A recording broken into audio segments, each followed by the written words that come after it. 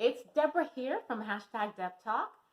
And I just wanted to take a moment to just talk with you from the heart about whose job is it to ensure that you're taking care of yourself while you're working? Whose job is it? Yes, that is the correct answer. It is your job to take care of yourself and to ensure that your mental and physical health are what they should be. I had a habit when I was in one of my roles of just working through lunch, working just late hours, and just a lot of other things went to the wayside because I was so focused on ensuring that I met my goals and that I completed what I needed to complete on time. But here's the truth. Nobody else is walking in your body. Nobody else feels and knows what's going on inside of you except for you. And so it's just really important that you take ownership of that and realize that you need to make sure that you're taking the breaks that you need to take. You need to make sure that you're taking your lunch. Maybe you've seen me do a couple of posts on just getting up from your desk, taking that mental break, going for a walk or eating a healthy lunch.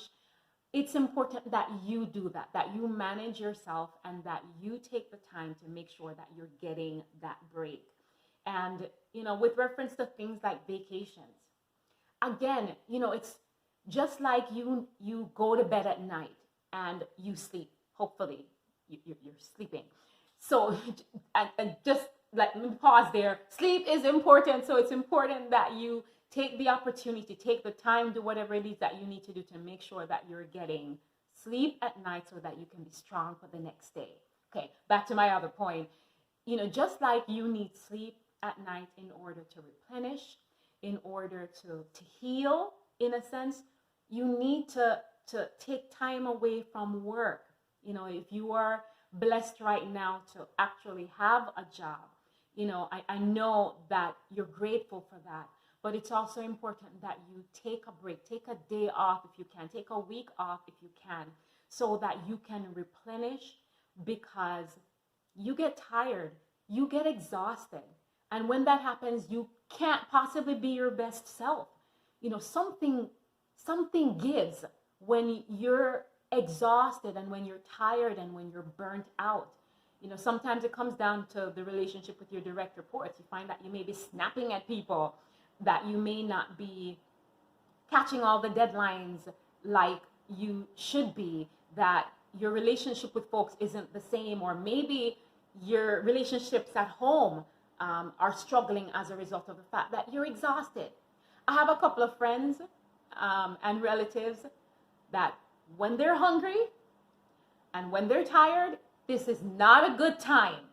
It is not a good time for you to go with some deep concepts that you're trying to discuss with them. It is not a good opportunity to try and see if you can have any kind of a sensible conversation, because they're hungry and they're tired. And you become the same way when you're exhausted and when you're burnt out. So please take the time to take care of you. Take the time to make sure you're taking care of your physical body, that you're exercising, because at this point, there's so much knowledge and information out there that that your physical health impacts your mental and spiritual health. So make sure you're taking care of your body. Making sure that you're taking care of your mind. All that's going on, even if you're the strongest person, the stuff that's going on right now can really, really push you back. It can be discouraging. It can be stressful.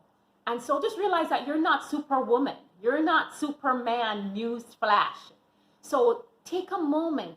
If you need to call a couple of friends that are really good listeners, because you have certain friends that when you call them, the conversation is all about them. No, we're not talking about that particular friend. Call that friend that you can talk with, who is a good listener, who you can just pour out and share with them what's on your heart. And if it becomes something more serious, and only you really know when what you're walking through is something that requires more than just talking with a friend, don't delay in seeking that help. At a lot of companies, they have resources that can help employees who are going through a hard time. And so an 800 number, just a resource where you can get a counselor to talk with that can help you process all that you're going through. And outside of your job, if you need to seek a counselor, then that's what you need to do. It's important to take care of your mental health, and it's important to take care of your spiritual health, because we need all of those things in order to help us navigate the times that we're in. So to wrap up that mini stream of consciousness, take care of yourself. That is your job. That's nobody else's job. That's your job. You have to take ownership of taking care of yourself. You have to take care of your body. So you got to make sure that you're getting exercise in there. You have to take care of your mental health. And so that means that you got to know when you need to stop, when you need to take a vacation, when you need to take a break, because if the mental part of you, that spiritual part of you is not intact, then it begins to impact other things. It impacts your performance. It impacts your relationships at work. It impacts your relationships at home.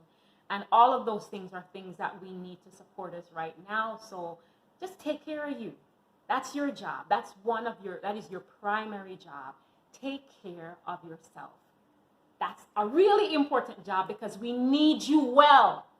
Your employees need you well. Your peers at work need you well. Your family, they need you to be well. So do us all a favor, please, and take care of yourself.